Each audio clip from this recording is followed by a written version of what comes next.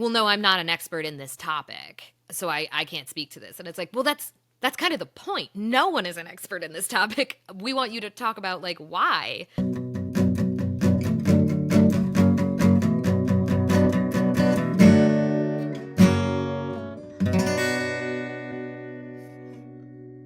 Welcome back to the RCast podcast. One of the benefits of this job and hosting this podcast and this organization is that I get to talk to some of the most amazing, talented creators across this nation. Yes. And get to travel a little bit. And so the first time I heard of Kate Downey, I was in LA, towards her neck of the woods of this United States where she lives, and was really blown away by some of the things that I had heard her say, but then looked her up on her website and found out she had been behind all of these amazing projects and was super blown away with that. We've had the opportunity to work together a little bit. And so, yeah, I just wanted to go ahead and have Kate on the show so we can talk about her. And she has no problem with that, right? Yeah, it's going to be really easy for me. Okay, great. It's all about you. Thank you for having me. Hey, no problem. So when people do that typical thing of like, Kate, who are you? What do you say? I should have like a canned answer for this, but I generally say I'm a format agnostic producer creating entertainment about things you normally think are boring, but I create entertainment that makes you think they're awesome.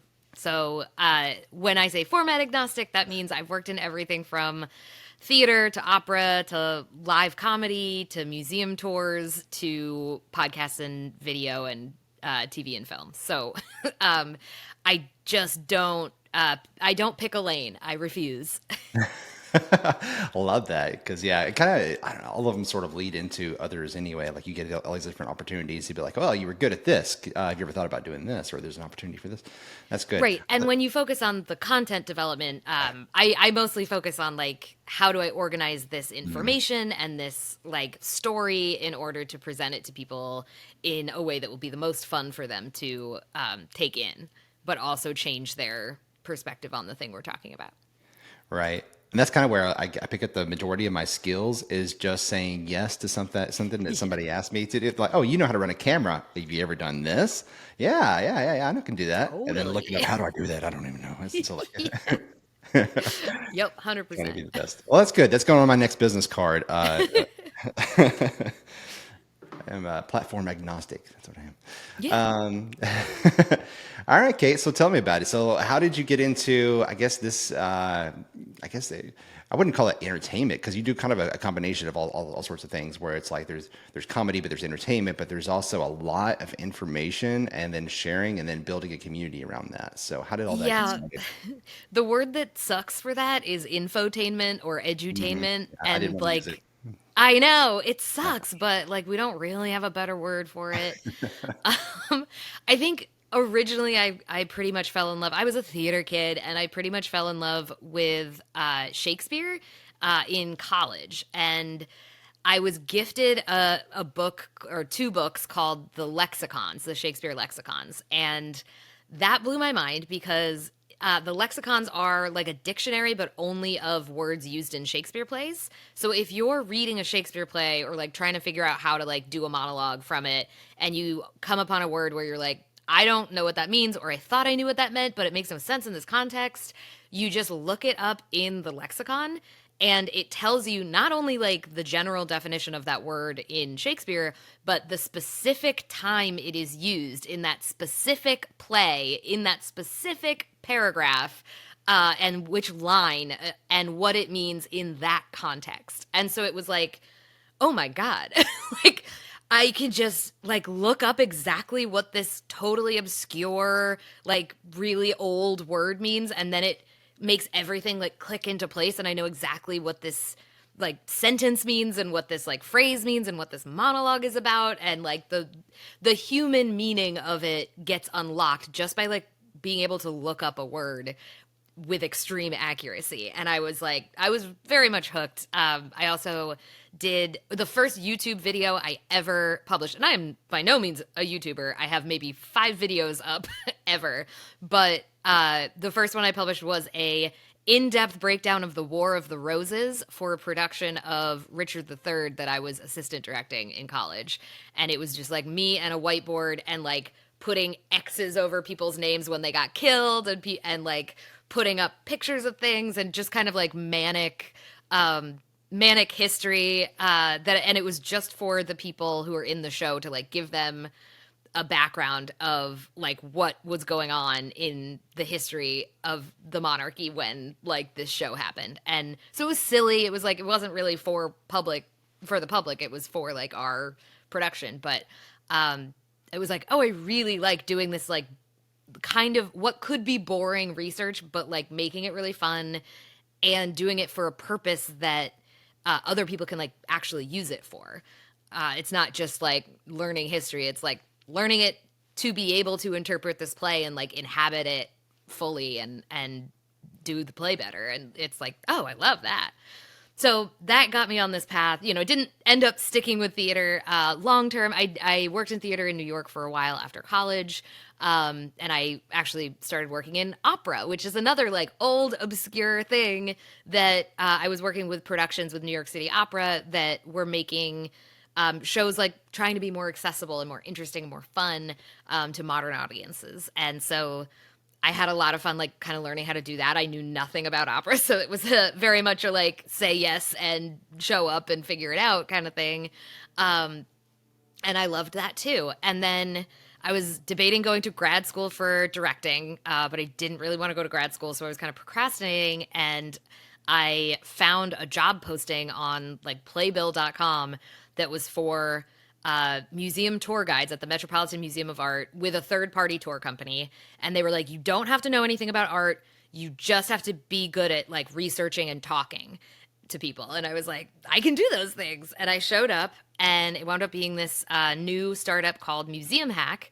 And they wanted their tour guides to be creating these tours that were deeply researched and like informationally accurate, but really fun, fast paced, telling the kinds of stories that like usually the museum doesn't tell you or doesn't want you to know, the more scandalous stuff, like pointing out which things in the museum are actually like fakes. And they will tell you, but it's in kind of coded language, so you don't always realize that that's what it is. Or like kind of embarrassing stories about the museum. So a little bit subversive. In the very early days, we would take people to areas that didn't have any security cameras, and we would take shots in the middle of the tour. So, you know, really fun stuff for someone in their early 20s to be doing in New York. So we did that for 4 years. The company did really well and ended up like expanding. I got to travel the world and like teach workshops in creating this kind of content to museum professionals all over the world. I got to hire and train new tour guides into like how they could make their own tours. I got to I wrote a tour called Badass Bitches of the Met that was a feminist retrospective of the art in the Met, kind of breaking down like why so much of the art you see isn't made by women and like how women are portrayed in this art. But it was, you know, kind of badass and fun and like subversive. So I had a really good time doing that. I ended up leaving that company to co-found a theater for science comedy in the Lower East Side of New York called Caveat. I was sort of the theater person, and my business partner was a theoretical physicist who turned storyteller. So we kind of, with our two different backgrounds and different knowledge, we put this theater together and had a big we opened in 2017, and so from 2017 until the start of the pandemic, we were putting on 2 to 3 shows a day, 7 days a week. It was a lot. It was a lot of shows. A lot of them were shows that were brought in like from like pre-existing shows that we brought in. A lot of them were shows that we like we like had the ideas for and brought people in to run them. And I was the creative producer there. And yeah, then the pandemic hit. I couldn't do that. Oh, we also did a ton of live podcast shows at Caveat. So I learned a lot about recording a live podcast show and therefore recording podcasts, even though it's a different context than it usually is in. We had a lot of people who had never done a live podcast show. And so they were like, we don't know how to do it. And so we figured out a way to do it. And have separate tracks, have a track recording the audience reactions and laughter, so that you don't get that weird kind of hollow sound. So, yeah, I started really thinking like, oh, this is how you can make a live show recorded sound really good. And I had always been a big podcast listener, but I had never thought of making one myself. And then when the pandemic hit, there was no more live no more live content for me to create. So I was unemployed for about over a year, and was looking for a job in podcasting, and finally just found a job with a company that doesn't exist anymore called Himalaya. um, and I was making audio. First, I was making audio courses with them, with like professors, and then we were doing like audio biographies. So I was hiring writers and like voice actors and writing and editing. I learned how to work with Descript and Pro Tools. That was definitely a situation where I was like, yep, totally know how to do that. Absolutely. And then like called my friend who uses Pro Tools for editing, and I was like, can you teach me how to do that really quick, like in the next 2 days? Um, and yeah, and so from there, then I started producing for an independent show called Glamorous Trash. I ended up getting I was producing live shows for big companies like Wondery and Pushkin, and so that led me to developing and producing a show with Wondery called Dis and Tell, which is like celebrity feuds, which is not really my wheelhouse, but it was very fun to work on, and I got to work with a really great team. And then I made my own podcast with you guys recently, called Cramped, about my 22 years of undiagnosed and untreated period pain, and like why science and medicine knows so little about period pain. So did you ever, so before you got into theater, and that fascinates me too, because it seems like there's definitely a trend with you where it's like you really, really excel in your homework in doing the study, right? So Yeah. with the theater and doing the live shows, and then of course the doesn't tell and all that stuff, but then seeing that put into place with what you did with Cramped, which we'll get to in a minute. Before you started like making a career out of, like, I guess, going into the theater was the first, right? Did you have any of those other like smaller jobs to help just get you through? Did you ever work at Oh yeah. restaurants, or yeah?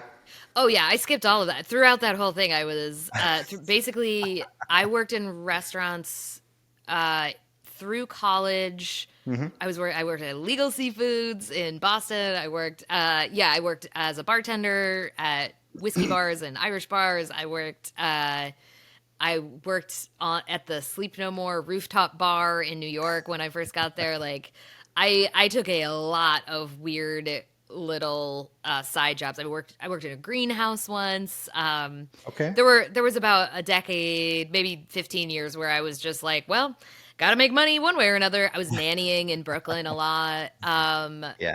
Yeah, and so I also like I think those are very valuable. Like I learned Hmm. so much about just generally like working from waiting Right. tables and hostessing waiting tables, bartending. Like you learn so much about people, you learn so much about like how to work in a team, you learn so much about dealing with people and how difficult they can be, the different flavors of difficult people tend to be.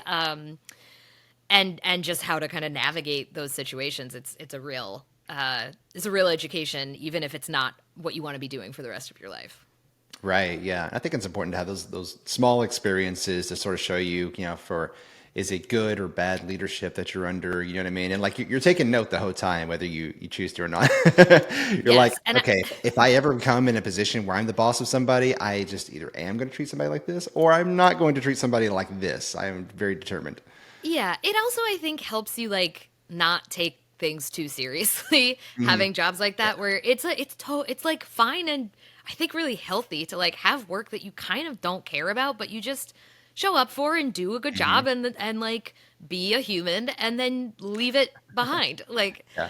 I also really enjoyed I had a roommate for about 7 years who's a very close friend, and we just had kind of an unspoken deal that like whenever you get a job, you're going to try to get me a job there. And so Hmm. we worked at a lot of the same restaurants. When I would be nannying a kid, we would kind of be like one nanny split between two people because like if she If I had like a gig I had to go do, she would like fill in, and the parents knew her and knew like they were fine with both of us, and so they would just like text both of us and be like, "Can one of you come like tomorrow?" And one of us would like be like, "Yeah, totally." And so it was just like we would like share jobs a lot, which was really nice, and also like there was like so little conflict between day job and like passion projects because we could just kind of help each other out that way. It's awesome you were able to find yourself in those positions.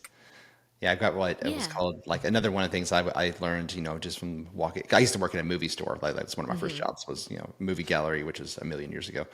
But, but I think one of the things I've learned from that, even as an adult, is like, okay, this is how I would approach, managing an employee like myself at the time, because I probably wasn't the easiest to manage. Just like, yes, I can put my manners on and I can be straightforward and I can talk to people, but they would literally tell us, their policy was that if you're ever in the store and you're behind the register and somebody comes in and they hold you at gunpoint and say, "Give me all the money in the register," you're supposed to talk them out of it. As like a 16-year-old, 17-year-old, Yeah, yeah, yeah, that's good yeah, luck. yeah. But hey, guy, you don't want to do this. This is the movie store. Everybody comes here for entertainment. You don't want this money. Here, just go rent that over there. Passion of the Christ is out now. Go ahead and go put it off the shelf. Oh my Yeah. God. That's insane.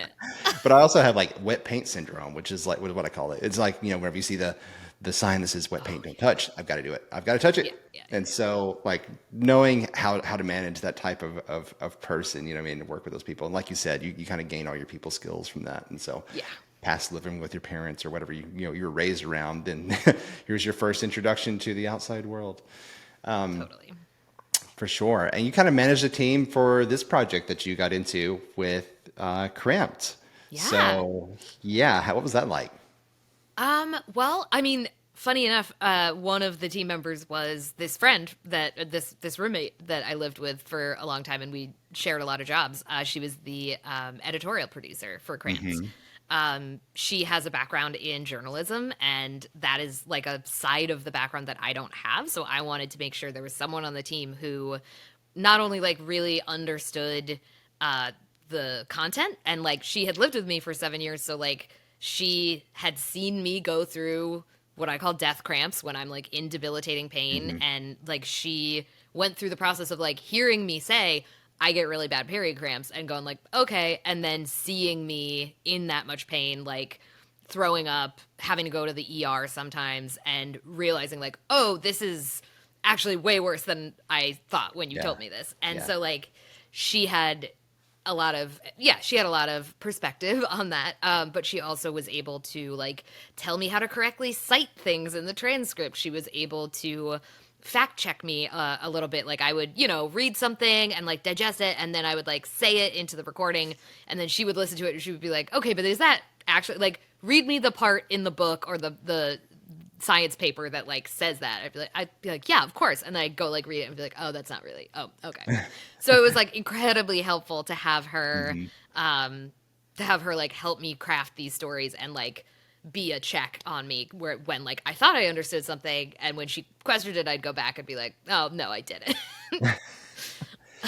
So the majority of people that that listen to our podcast or they follow our shows and the clips that we put out, they are independent creators that are curious about what it's like to create, a show with a budget, Yeah, or how to put something together more than totally. just, the typical. Whenever you say podcast, right? So the majority of America, the first thing that they think of is two people doing exactly what we're doing right now, Right, two talking heads on a screen that are just having a conversation back and forth. right. But there's like Cramped is so much more work than that. It is Yeah, a narrative, it is an investigation, but yeah, also like infused with, like you said, the humor and the comedy, and also looking back and being retrospective about things that happened to you in your life early. So it's incredible. I would really like to talk about that process that you went. So how did you? I know you came up with this idea. I know because you've been dealing with this for the majority of your life, right? yeah, yeah. Yes. And then you found out that there was a kind of an underfunded uh, effort in researching, women's menstrual cramps, and why is it that so many go to the hospital every year? But we're not really making a whole lot of progress because there wasn't a lot of funding going towards that. So, Yeah. how did you come up with the concept of your show? And then we'll go into the technical parts of like how you put together your show. Yeah. So, really, the concept of the show came from just like my frustration and cognitive dissonance having dealt with this period pain for 22 years. It started when I was 14, and the first time it happened, I was like in school. I asked to go to I was in science class. I asked to go to the bathroom. I threw up. I went to the nurse's office. I was in so much pain. I was like, I assumed that when I got to the nurse's office, like they would be like, "Oh my god," and they would call an ambulance, and I would get rushed into emergency surgery. Like I thought my appendix had burst, something like that. And what happened was she was like, "Oh, are you on your period?" And I was like, "Yeah. What does that have to do with anything?" And she was like, "Well, you can lie on the cot for a little while, but then you have to go back to class." And she like gave me a hot water bottle, and I was getting up every 10 minutes to throw up, and she finally called my mom. My mom came to get me, and my mom was concerned. She had never gone through this kind of period pain. So after that first incident, she took me to my first gynecological appointment, and that nurse midwife, or she was a nurse practitioner. She wasn't a gynecologist technically, but she told me, "Oh yeah, some women get bad period pain, but it'll go away when you have your first kid." Which is like not a helpful thing to tell a 14-year-old. So that was really like right away. I was told pretty explicitly, like, even if you're in a lot of pain, it doesn't really matter because it's happening to you around your period. So like we're not gonna do anything about that. And two, like, it's not there's nothing I can do. This is a weird thing your body's doing, and there's nothing we can do to help you. And that was really like reinforced every doctor I would see. I would, go to when I went to college, I would go see a new doctor. I would tell them I get really bad period pain. Like, is there anything? What could it be? How can we deal with it? How can we fix it? I was obviously taking like ibuprofen. I was using a heating pad. I had no idea what else to do. And they would just be like, "Well, we could put you on birth control." And I tried that, and it didn't work. I went through this whole process over and over again, being told by doctors, "We don't know. Like, we've never really heard of like people having this problem. Like, we don't really get why you're like in so much pain, and it's weird. So it'll probably just go away on its own." And it wasn't until a couple years into college I started like talking to other people.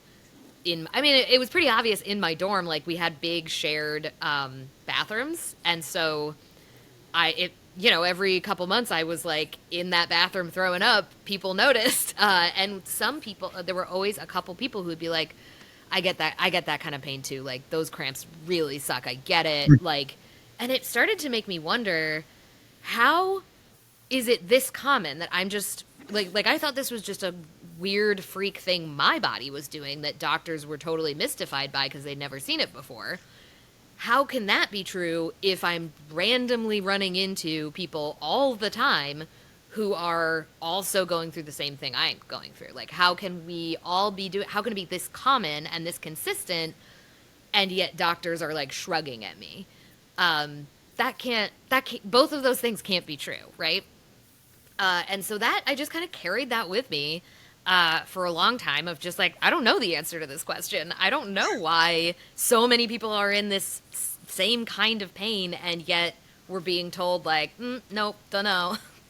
And so that's really like the core of the question for me. As I started thinking about like what I wanted to make a podcast. I knew I wanted to make a podcast that was like mine and my story, but I didn't know exactly what it would be about. And when I was talking to the folks from the Simons Foundation about a potential grant, this was the topic that I really landed on. Of like, this is a question I have not seen like delved into. Like, once you get a diagnosis for something, if you have PCOS, if you have fibroids, if you have cysts, like, there's lots of information and places to go, foundations, like Facebook groups, support groups, places to get information. But before you get a diagnosis, when you're just in pain without answers, there's very few places to go, and there's very few people talking about it publicly. So I wanted to kind of fill in that blank there. I wanted to be a place not only for like information, in-depth background answering these questions about like why am I in pain? What's happening inside my body? And also, why haven't any doctors helped me? Like, what's going on in this system? And that's what I so not only that information but also community, because a big part of the pain I felt was the isolation, feeling totally alone, feeling like not only do I not have information about what's happening to me, but I also like can't really commiserate with other people, or communicate about what's happening to me with other people. Yeah, that's amazing. So, how did you get introduced to the Simons Foundation in the first place? I mean, a lot of people have asked, like, how do we even find grants? You know what I mean? How do I become Yeah. aware of grants? Yeah, I mean, I want to say I was really lucky, but like ultimately, it was someone that I had worked with doing a project with Caveat. This was a person who had formerly like run the British Science Festival, and like we had worked with her for that. The Simons Foundation had given us a little bit of money for a project at Caveat for like a specific show. And so the like that relationship was kind of there, and this was a person I was friends with. This person, we would like meet up and chit chat, catch up, have some drinks, and we were sitting down having drinks, and I was like talking about this idea I had for a podcast, like that would basically be the podcast I wish had existed when I was like 15, 16, like trying to deal with this period pain. And my friend was like, yeah, the Simons Foundation has grants for stuff like this. You should apply. And so I did, and like it wasn't her call, it was somebody else's call. But I went through the application process, I got the grant, and then I had to find a fiscal sponsor, which is where I met you. Right. Yeah. Yeah. Yeah. And so, it's amazing that you were able to find that grant, that you just happened to know somebody that was like, hey, you should totally apply for this thing. Right. Well, and they definitely like they fund a lot of things that are helpful for they fund a lot of like science communication projects and like art and science combined and things like that, but it wasn't something I would have thought to apply for. And I think there's a Hmm. lot of missed opportunities for grant funding out there that they're Yeah. not specifically for podcasts, but they might be like topic specific or like genre specific, and they might be totally willing to fund a podcast, but Yeah. they've just never been asked before, or they don't have that in their like keywords, and so it doesn't show up when you search for it. And so you can also, yeah, you can go through your network of people Hmm. to find opportunities like that, but also thinking outside the box can really help you there. So we try to find, when we have like people come to our organization and they're looking for grants because they're not really aware where to even search for them. And so they're like, there are a couple of different databases online that you should subscribe to, but they're like $5,000 a year to even subscribe to it. And Hmm. it's a lot of money to be able to just understand what grants are out there and who they're Yeah. from. You know what I mean? Well, it's a whole business unto itself. Like grant writing is a profession you can go into. So like, yeah, it's gatekept. Yeah.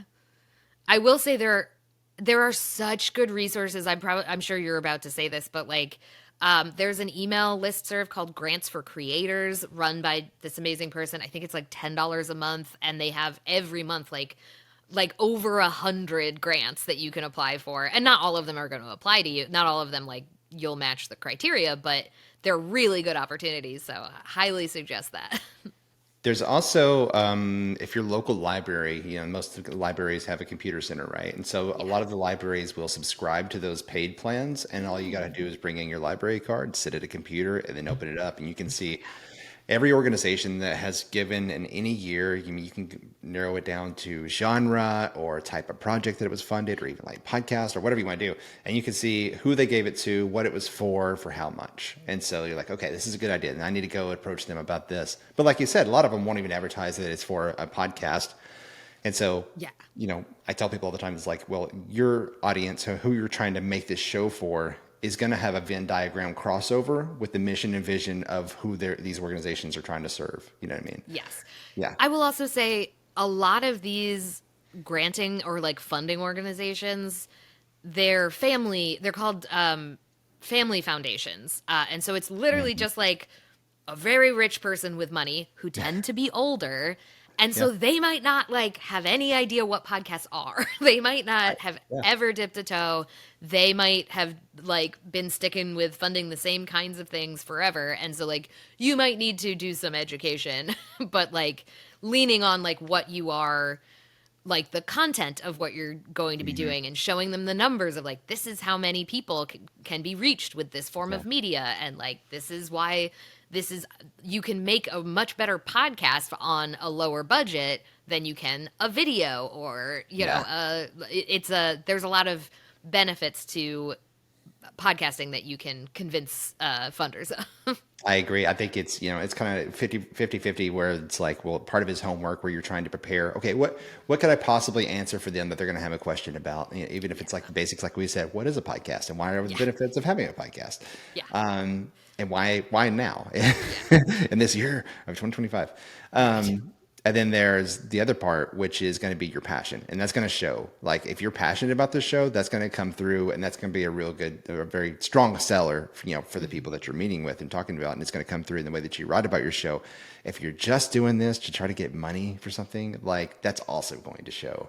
And you're yeah, probably not going to get funded because your yeah, argument's going to be weak. Your description is going to be, it's not going to come off as strong as if, hey, I lived with this my entire life. I would really love to look into it. And I've got a really good friend who's an investigative journalist who's really going to help me yeah, put this together. And so yeah, you had the idea for a strong team and a really strong concept for an idea that had never been done before. And so, yeah, it worked perfect. I was kind of surprised by how, I guess, trusting they were with you. Of course, we had to be in as a the fiscal partner in between, which just basically means that we're, every dollar is going wherever you said it goes. But that they were just like, here, good luck, and we hope that to see we have to see you yeah. in the show that you said you were going to produce. Yeah, I mean, I had to like create a lot of things to send them in order to like get the budget approved, like a budget where all the money that they were going to Hmm. give me was going to go, like Right. how I had to price things out ahead of time. And they knew like, okay, these numbers might change like in real life because of course everything, is a little different in real life. But I had to give them a pretty accurate sense of like where this money was going to go. And they had to approve that. So like, and that, but yeah, once the grant was approved, they truly were just like, okay, here you go, good luck. Yeah. And I will say, Simon's Foundation is great. They are very like hands off once you get the grant, and not all granting organizations are like that. Some of them have a lot more stipulations or like sort of due diligence that you have to do. So it varies completely by thing to thing, but we got lucky, I think. Yeah, absolutely. Okay, so I didn't want to stay stuck on that, but I knew that we'd absolutely had to hit on that of like, okay, well, how did you get funding for this and your idea of coming up to it? I want to talk about what your experience was like putting this show together, because I think you're putting a show, when you listen to Cramped and you hear how it's all, you've taken pieces that you've recorded from over time, and then you're overlaying it. You've got the audio that's weaving in and out, and you've got music, and you've got the full production, right? Yeah. A lot of independent creators find that really intimidating, of like, how do I even get started? What is the process for creating this show? I know you kind of have to make it up on the way, your way through, but you've got a little bit of experience in that already. So what was it like putting this show together? What was your process? Yeah, I mean, early on, so like basically as soon as I knew I was getting the grant, I did a lot of like outlining, a lot of brainstorming, I was already doing a lot of like, once I had the idea for the podcast, I started like getting books out of the library and just reading them. And I still have, I mean, I bought a bunch of them. I don't still have the library books, but I have them like all around me right now. Still, just in case I have to like reference something. But books by amazing authors who have like already looked into aspects of the things I wanted to cover. So a lot of like women, the history of women's health, a lot of information about like how data is gathered in medical situations, a lot of research papers, surveys, scientific studies, clinical research, which I got a membership to PubMed and like was on the NIH website constantly. And so I was just sort of taking in a lot of information and a lot of ideas that were quickly changing the way that I understood the healthcare system, and were making me like really mad because I don't know if you know this, healthcare systems really messed up. Like, and I knew that like in general, but I didn't know it specifically, especially specifically in like women's health. And now it's like, oh, I know so much about how messed up these systems are, and it's so crazy that we just live with it. um, but but yeah, so I was also kind of thinking, I was like writing down a lot of these ideas and things I definitely knew I wanted to cover, like everything from like what specific story do I want to tell? Because I know I have to tell a story about my cramps and in detail, right off the bat, be like, this is how bad they are. This is how much pain I'm in when this happens, because that's the first hurdle you have to get over. Like, as I have learned after 22 years of having this pain, is like, you can't just say, I have really bad cramps. You have to be like, no, this is how bad they are. Like, I throw up sometimes for 7 hours every 10 minutes. I pass out from the pain. Sometimes I have to go to the emergency room because I can't stop throwing up.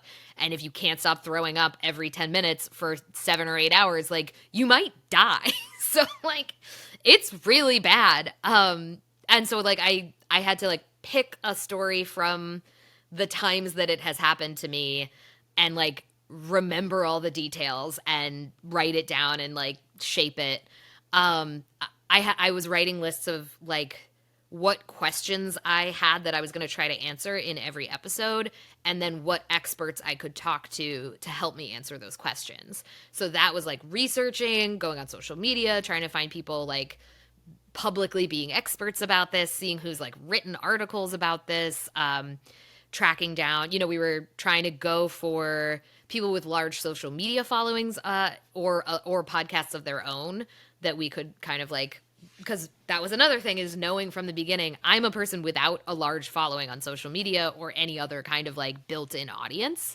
And so I knew I would be releasing this podcast kind of starting from scratch in terms of audience building. And I wanted to give the podcast, especially because it's also a limited series, or season 1 was a limited series. It's 10 episodes. It's not always on. Always on podcasts have like, you have constant opportunities to build audience. We have 10 opportunities to build audience. And so it was important to choose people that like not only were great experts and like knowledgeable and qualified, but also were able to kind of bring their own audience potentially to the table. We can only ask them to share it. You can't make them, but like we want to give us the best chance possible. And then at the same time, like looking for a theme song, looking for other members of the team, looking for art, who we were going to get to make the art. Like it was all kind of happening at the same time and over the course of the first few months. And me and my editorial producer met once a week to go over outlines and like my scratch notes. Like I was like, oh yeah, I definitely want to talk about this and this and this. And we'd be like, okay, that question can go in this episode. Maybe instead of this topic being a whole episode, we can do it more on this bigger topic and fit those two topics in. And like this expert can speak to both of those things. And yeah, so just really like it, not getting too attached to like any one way to cover something. We really wanted to do, up until pretty late in the process, we really wanted to do a whole episode about the pharmaceutical industry and like the economics of period pain. Like because so many people are experiencing debilitating period pain, it affects the GDP. But there has been very little research into that in the United States. And we reached out to over 10 economists or economic reporters, asking them to come talk to us about this. And every one of them, either they ghosted us or they said, well, no, I'm not an expert in this topic, so I can't speak to this. And it's like, well, that's kind of the point. No one is an expert in this topic. We want you to talk about like why no one is an expert in this topic and like the things around it. And they're like, no. So we kind of had to let go of that idea of like focusing a whole episode completely on that. Also, pharmaceutical companies like will not talk to you. Oh, yeah, I can imagine so. Yeah. Which I didn't know. I like reached out to Pfizer. I reached out to a bunch of different pharmaceutical companies. Yeah. Basically, my question was like, why don't you want my money? Like, I would pay so much for like a drug that actually helped period pain. why aren't you developing it? And Hmm. no one would talk to me. Oh my gosh. Then Yeah. I like was like, oh, I kind of understand why they don't want to do that, but Yeah. like, yeah, You'd that have to wasn't a have like good. an insider that would be willing to meet you in a dark alley with their Yeah, pretty just much. blur it out and be like, "This is why we don't do that." Yeah, so I had these Yeah. like my some of my original questions and ideas that I felt really strongly about trying to get Hmm. answered. It was just sort of like, yeah, that's not gonna. I need to focus on something else. Like that's just a Yeah. harder road forward that I could probably figure out Hmm. a way to do. But like, there are so many other great questions that are easier to get answered that like I'm just not gonna go down that road this time. That's incredible. So your initial thought of who you're going to interview sort of it's changed in the middle of the show, or like in the Yeah, middle of planning a show and for planning episodes ahead of time. I do want to. Yeah, you mentioned the music and the art, and also I did want to mhm. compliment you on that because the music is beautiful, and I love that it's original things that you're using in the episodes, which is great. The art is also something I was big about because like I was like that's awesome because she captured perfectly what the podcast is about. And I think a lot of podcasters, when we put a new show out, we're like, okay, what is the thumbnail? Because it's got to kind of explain to people what it is, Yeah, visually, so that we don't have to sit there and break down the entire description of what the show is about. They can just look at it and then maybe read the title. And so, like yours, the perfect pairing of just cramped, the hand that was over that part of the stomach, you know what I mean? Where it was yeah. like, oh, I get it. And like So it's simple yeah, and it makes sense. it took a really long time to get to that. Like, and that image that we ended up with was, I am not like a visual person. Like I can't, Hmm. I know what I like and what I don't like, but like I couldn't, like I think a lot of people think, okay, we're going to make the art for this podcast. I'm going to think of something that I want and I'm going to explain it to a designer or like somebody who can actually make it, and then they're going to do it and that'll be it. And it's like that's not how this Nope. process works. And in some ways I'm lucky my mom is a graphic designer, so I kind of like I knew going into it like this was going to be a more intense process than like one would think maybe for like a little Yeah. thumbnail. But we actually hired one designer that we really liked their style. I knew there were things I knew going in. I knew I wanted it to be very simple, very graphic, like not a photo of me, not Hmm. nothing like that. I knew I didn't want a image or a drawing of a uterus, and I knew I didn't want it to be pink. And Yeah. aside from that, I was like, I don't know, maybe the word cramped can be like shoved together so Hmm. it looks cramped, and that was my Right. only idea. And so Yeah. like I knew like we were looking for a designer who could really ideate a bunch of different ideas and we could like work with them and collaborate. And the first designer we worked with, like they were great to work with, but we just didn't spark with their ideas that much. Hmm. And we ended up in a place where we were just like, I don't think it's going to work out. So we paid them Yeah. their full fee and just said, thank you so much. Like, it's been great working with you. And then I ended up finding a friend of mine who does. He's a drag queen. He does all kinds of incredible, like different art stuff, and he's a painter and an artist. And I like asked him if he could draw up some ideas, and he ended that image with the hands was one of the ideas, and I just was like, oh my god, this Yeah. one. Yeah. Yeah, it's so Yeah, easily identifiable, and like you've got a background in brand building, and so yeah, yeah, it shows here. Yeah, your show is definitely identifiable, and I think it all fits together perfectly. And yeah, it's amazing. How many episodes are out right now, by the way? so there's 10 episodes out. There's also a trailer and like Hmm. an episode 0 and a feed drop, so there's a few All right. more than that in the feed, but there are 10 full episodes. I will also say, like, on the subject of how all the pieces came together and like the team, one thing that I knew was very important was working with a sound designer and engineer, because I'm a producer, but I'm not Mm, an audio engineer. I do not know how to make raw audio yeah. sound good. I don't know how to do it. I need someone really good at that.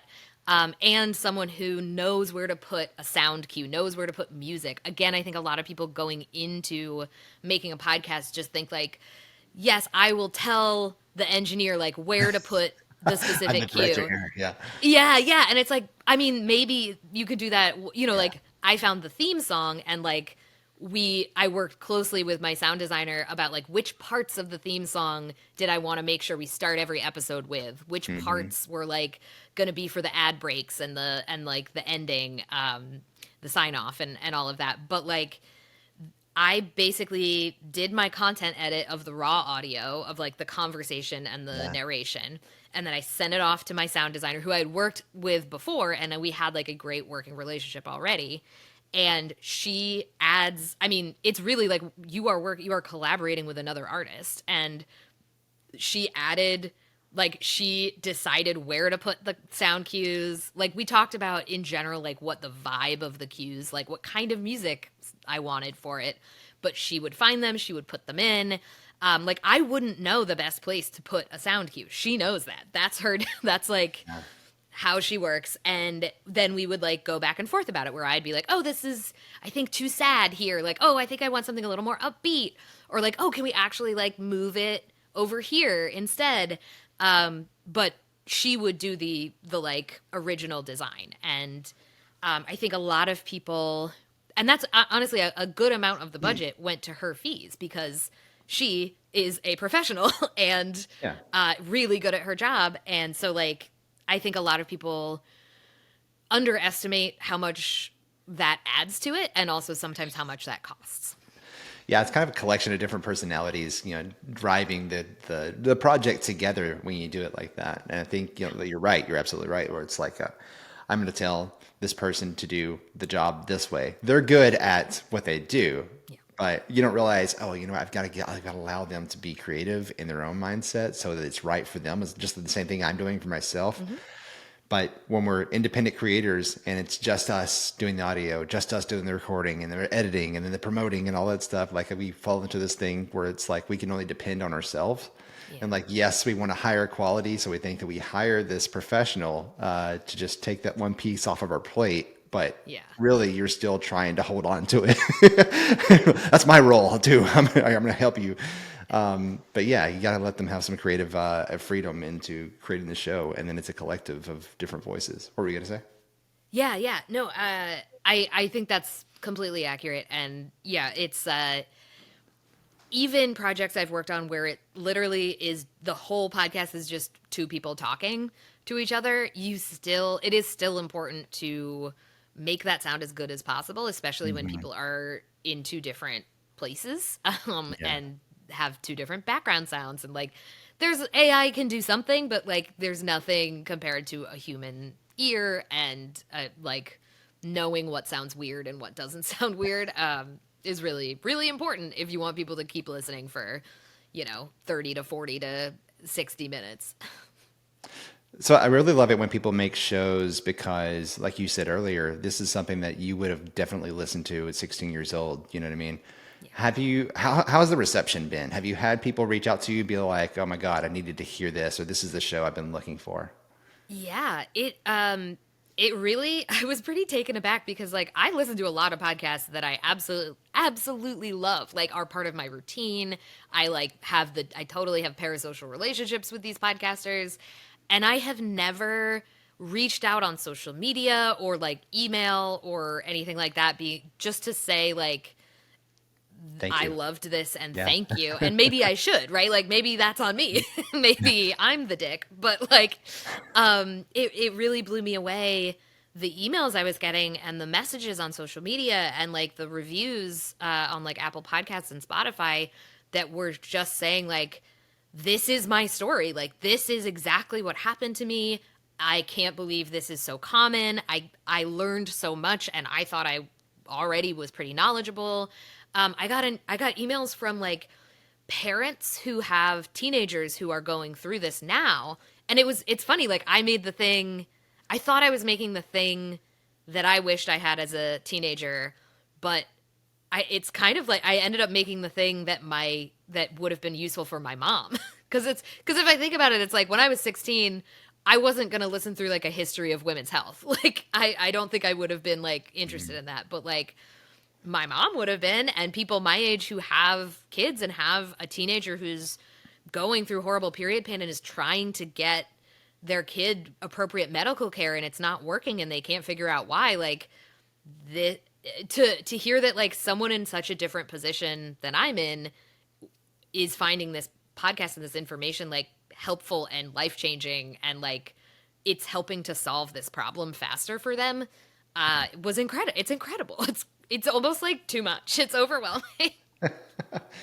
That's amazing. I mean, you went from, like you said, you didn't have too much of a social media following, but now you have people that are like, probably have that same parasocial, relationship with you, where it's like, thank you so much for creating this. And I think we've had talks, but I think you told me that you want to continue this show. It's not Yeah, just for this yeah, one season. Yeah. yeah. And we're figuring out like the how that's gonna work. And like I don't think it's going to continue focusing exclusively on menstrual pain. I think we're going to open it up. See, and the other thing that that I'm thinking of doing is, I do still want to do these really highly produced individual seasons on focused topics. So there is going to be a season 2 on a to be determined topic. But in between, I want to do like season 1.5 is going to be these like mini-sodes that are like less produced, like easier, shorter, Yeah. but covering like sort of like more specific, like a cool research paper that just came out, or like speaking to I'm interested in like how gut health affects period pain and stuff like that. So and like telling individual people coming on and telling their story. And so that is something I'm like spinning up right now and figuring out how we're going to move forward with. Yeah. That's amazing. So, I mean, you liked it enough to where you're going to continue this, which is incredible. Yeah, yeah, for sure. And we're also I'm speaking with another really amazing independent producer who has managed to make her podcast self-sustaining. And so we're kind of working together to figure out how Cramped can do that as well. So like, yeah, it would be great if we got more grant funding. And there's also like other things I want to do with that grant funding, Hmm. like patient advocacy, bringing people in to do professional development with like gynecology residency programs so that they get more education on menstrual pain and how to treat it better. Things like I want to start a hotline for people to call when they're trying to deal with this menstrual pain, and they're not getting the help that they need, so they can talk to nurse practitioners or physician's assistants, qualified people who can give them good medical advice even if they're not able to access that. So lots of kind of big picture things, bigger than the podcast. I definitely want to keep going with, and also I want to build out our capacity to help people. Of course. Yeah, for sure. And Yeah. like, have you had, I was curious about the reception has been, surely some, your, your listenership probably isn't 100% women, right? Right. You've had some male listeners. Have you had Yeah. anybody reach out or comment about how they learned about something from your podcast? Yeah, yeah. So I have had a couple. I mean, I think it is overwhelmingly female listeners, but I've had quite a few. I I will say I've had quite a few people who do not identify as women but struggle with period pain, and they have reached out to to like thank me for using gender inclusive language. So I use the phrase menstruating people to talk about people Oh, who are yeah. menstruating. Yeah, that makes And sense. yeah, and while I will always prefer to use gender inclusive and trans inclusive language, menstruating people is actually just like the medical like correct term, Oh, is it really? because yes, because not all women menstruate. That's, yeah, Um, makes even if you sense. identify as a woman, you got all the like equipment. You could be on a birth control that makes you not menstruate. You could Hmm. be postmenopausal, you not Right. menstruating, Not have and a so uterus. use right. And so using the term women when what you mean is people who are menstruating Hmm. is actually like not it's way less correct. And so I actually got yelled at in on social media by some turfy people at one point. There was a reel that I made like that was with Taylor Lorenz, the technology reporter, and I was asking her like why there isn't more content about period pain in on social media, because you assume like every little nook and cranny of someone's life is like up for Sure. content, Yeah. and period pain is so common. 90% of menstruating people experience period pain. Why don't we see more of it on social media? And she revealed to me that Meta actually labels any women's health information as political content, Yeah. and that makes it much less visible. And that was mind blowing to me because, like, male health is not labeled as political content. So, excuse me. And that's what the little reel clip was. And I used the phrase at one point, menstruating people. And the TERF people in the comments, and TERF being trans exclusionary radical feminists, basically people who don't think trans women should be included in the conversation at all. And they were mad at me for using the term menstruating people Menstruating. instead of women. And I, like an idiot, was trying to patiently explain to them, like, this is actually the medical term, and not like using the word woman is actually like Yeah. lots of women aren't It's not another menstruating. So pronoun you made like up. I do, I like, Oh, I that's funny. am saying like trans women are women, but also like that's Mhm. not even like relevant to this point. And also, like, aren't you mad about the thing that the reel is saying? Like, can we Right. talk about that actually? Right. Like, so anyway, but yes, I've had quite a few men who have listened to the podcast reach out and talk about and say like their wife or their girlfriend or their Yeah. sister like has dealt with this, and that person sent them this podcast so that they could understand better like what they're going through and why it's so painful, but it's also so frustrating and so enraging and so demoralizing to be in that position. And so they thanked me for that, and that was really nice. That's awesome. Yeah, it's incredible. I never knew that about the meta thing. It makes sense because like on YouTube is the same way. If you Yeah. have, I host another podcast, it's about, recovery. And so people will talk about, their mental health or something like that. And so if I ever try to promote one of those videos, it will tell me that it is an election campaign video for some What? reason because it involves health. I'm like, how is health politicized? Period. And then Yeah. for that, like you see those men's health things all the time on Meta Yeah. with Facebook and Instagram. It's so it never occurred to me, that women's health might be something that they, I don't know what they label political or whatever. Well, But right, you because say if you're suppress your talking, content when you do that? yes, I think so. I mean, like, also, I don't know. I don't want to get so deep into the analytics that I could definitively Yeah. say yes or no, but like, it definitely, there are videos I've done on Instagram and TikTok that have done really well, and when I look back on them, I'm like, oh, I didn't actually say like the words period or Mhm. um uterus or like there are like or vagina or anything like that. Like, I do think that things get sort of like shadow banned or like suppressed when So you those use certain performed words. higher? Yeah, yeah. Wow. Yeah, there were some, I think it was like, ironically, it was a video. The first time this happened was a video that I did about like three medical papers that had recently come out that I was like, oh, these are cool findings. And so there were a lot of like medical terminology that I was going through, and not a lot of like commonly used women's health terms. And it was like, so it's like really the most like a video about three medical studies is the one that like does the best, when I have all these videos about like being in pain and I don't know, just like more accessible, sort of similar, like simpler subjects.